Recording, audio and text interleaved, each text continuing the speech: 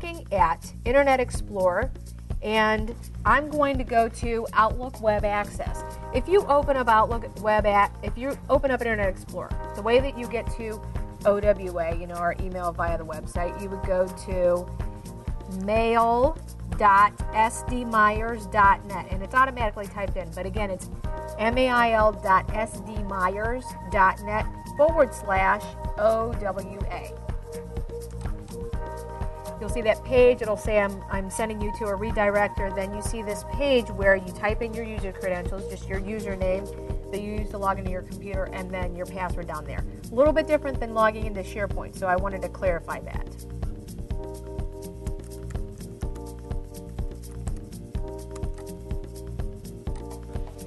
Okay, the interface, it's a web interface, but again, here we see your mailbox.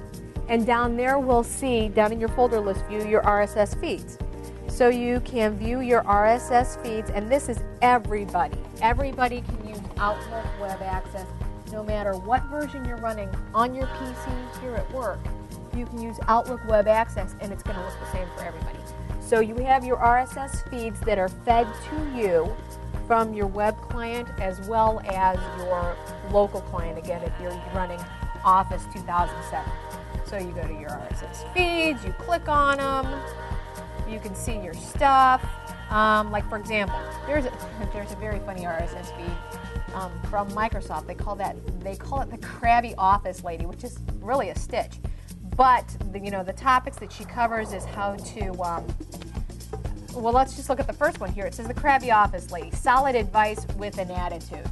Don't you love those titles?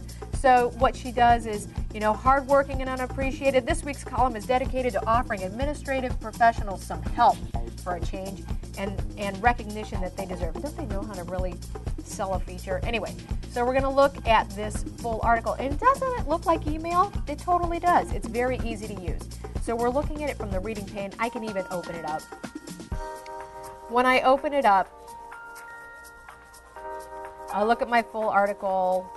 Okay, I'm going to save this article. That just told me, hey, wait a minute, you got to save it locally. So I'm going to save my article locally. I'm going to throw it on the desktop, save it, and open it. Voila.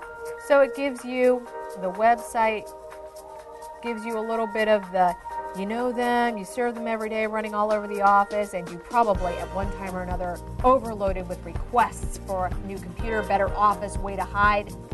So these are very helpful. You'll find them comical, you'll find them beneficial, they'll give you a little how-tos. It's fabulous. So moving forward with, I just closed that tab for my RSS feed. Now let's look at a site. We looked at how to access an RSS feed from your Outlook client, then from your Outlook Web Access client. Now let's look at how to find your RSS feeds from Internet Explorer using your favorites. Okay, favorites. We're looking at favorites, and you'll notice that when you click, you click the little gold star at the end of your toolbar, at the farthest left-hand end of your toolbar.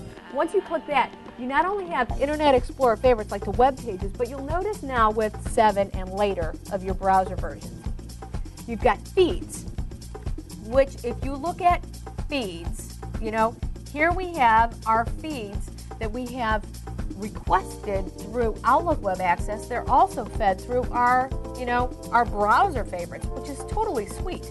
So you can get to this information that you subscribe to, just like here. Now you're probably wondering, okay, this is great. We know that we can subscribe to it through Outlook, but how else do you subscribe to it? Well, let's go to a site, shall we? And find out how do we subscribe to a feed. Well, you have this little button.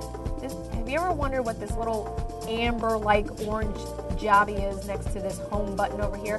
This is your RSS feed. It's like a status button. So when you go to a website, okay, let's go to, I don't think I might have gone here. I'm going to go to foxnews.com. I don't know if I've already, enabled my RSS feed for this site. Oh, no, I haven't. Fabulous. Rock and roll. Okay.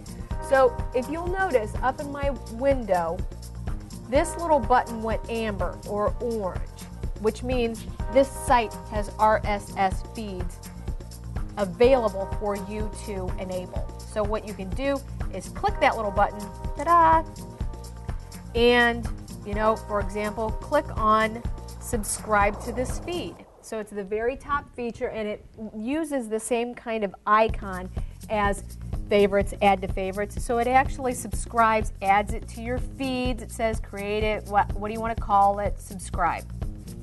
Done, okay? So now you go back to your favorites and you see your feeds, and you'll see all of your feeds listed here.